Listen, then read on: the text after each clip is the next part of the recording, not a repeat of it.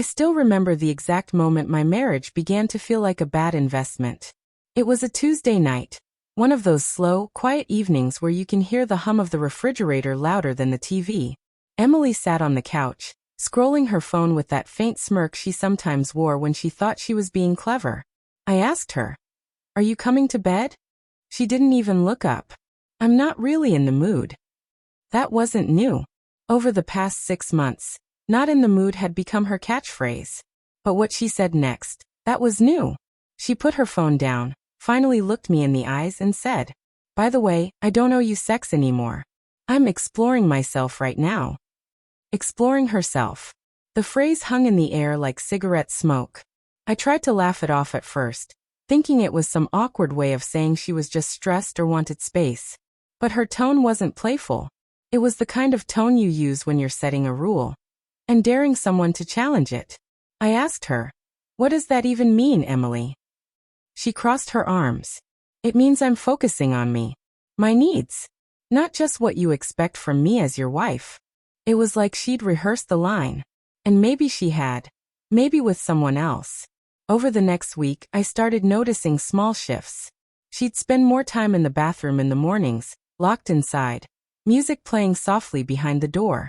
She started sleeping in different pajamas, silk camisoles instead of her usual old t-shirts, but only when she wasn't in bed with me. Her phone, once casually left on the counter, was now glued to her hand.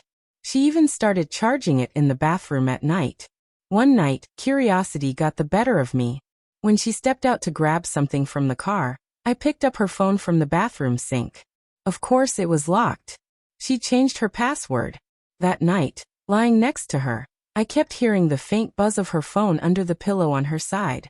She wasn't sleeping. Neither was I. I started replaying our past year in my head, the canceled date nights, the sudden interest in late evening yoga classes, the random solo trips to visit her cousin 2 states away. The truth is, I'd been in denial. You don't want to believe your wife is slipping away from you. You tell yourself she's tired, stressed, maybe going through a phase. But phases don't come with locked phones and smirks that say I'm keeping a secret you'll never guess. So when she told me again a week later, "I'm just focusing on myself right now, so stop expecting anything from me," I didn't argue. I just nodded. Because I had already decided what I was going to do next. I didn't confront her. Not yet. If she thought she was playing some kind of game, I wanted to see just how far she was willing to take it. The next weekend, she announced she'd be going on a self-care day.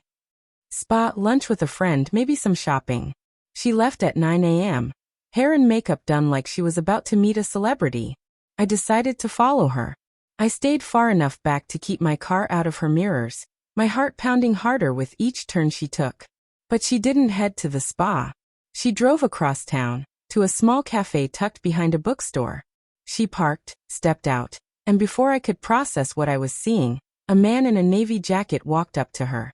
She smiled, the kind of smile I hadn't seen directed at me in months, and hugged him like they'd been keeping that moment on standby. They went inside, sat in a corner booth, and talked for over an hour.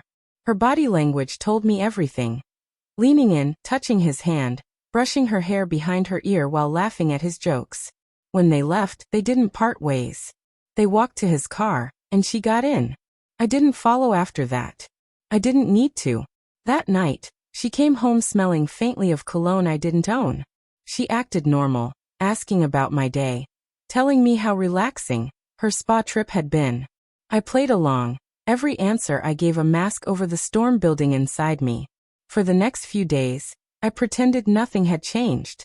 I made her coffee in the mornings, kissed her on the cheek when she left for work, asked about her day over dinner.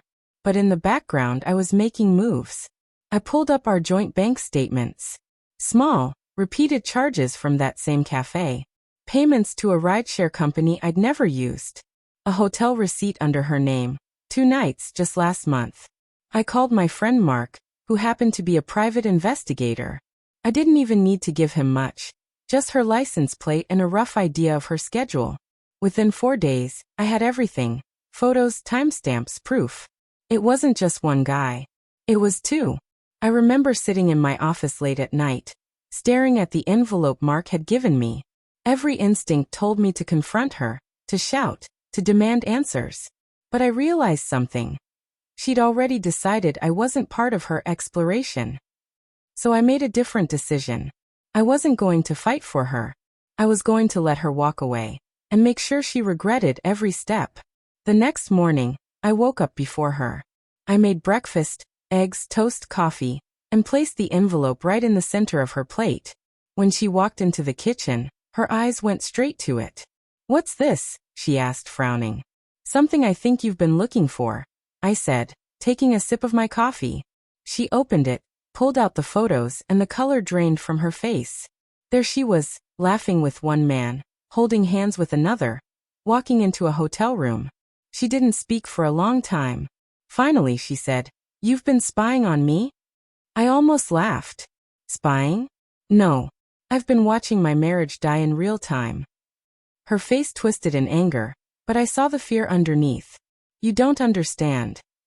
"I understand perfectly." I cut her off. "You told me you didn't owe me anything. And you were right. But you also don't get to keep my trust, my home, and my money while you're out there exploring."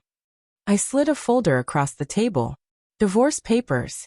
Everything was already in motion, the accounts split, the locks scheduled to be changed, my lawyer ready to file. She looked at the papers, then at me, like she was realizing for the first time that I wasn't bluffing. "You're really ending this?" she asked, her voice quieter now. "I ended it the moment you decided I wasn't worth your loyalty," I said. "I'm just making it official." She tried to argue, switching between tears, guilt, and sudden affection, but it was all noise to me. The woman I'd married wasn't the one standing in front of me anymore. That night, I packed her things. When she came home from wherever she'd gone to think, her suitcase was by the door. "You're free to explore as much as you want now," I told her. "Just not as my wife." She didn't say goodbye. She just grabbed the handle, opened the door, and left. Weeks later, I heard through mutual friends that her exploration didn't last long. The first guy ghosted her. The second one moved away. She tried reaching out to me, texts, calls, even a letter, but I never replied. I wasn't interested in her regret. I was interested in my peace. And here's the thing. When someone shows you that their love is conditional, believe them. Because the worst thing you can do is stay, hoping they'll remember how to love you again. I chose to remember how to love myself instead.